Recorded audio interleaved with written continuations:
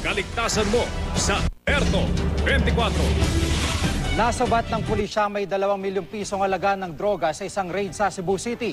Sa Quezon City naman, natrap ang isang lalaki nang gumuho ang kanyang bahay na malapit sa isang construction site. Si Mav Gonzalez sa Alerto 24.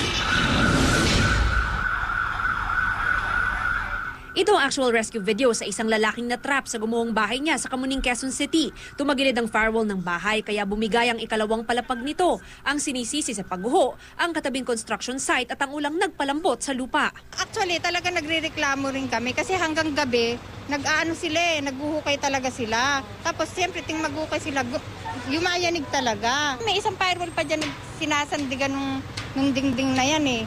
Tinanggal nila kaya bumigay talaga. Yung existing wall nila, walang foundation, walang columns. I-restore yung structure.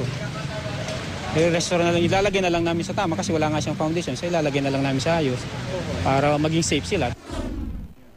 Ni-raid ng Cebu City Police ang tinutuluyang bahay ng 5 babaeng nagtutulak umano ng droga sa Barangay Pasil. 3 lang sa kanila ang naaresto. Nasabat sa mga sospek ang hindi bababa sa 2 million pesos na hinihinalang shabu, 46,000 pesos nakita umano sa pagtutulak, at isang notebook kung saan nakasaad ang mga pangalan ng mga sinusuhulan nila umanong pulis. Tinutukoy na ng pulisya kung saan nakadestino ang mga pulis na nasa listahan.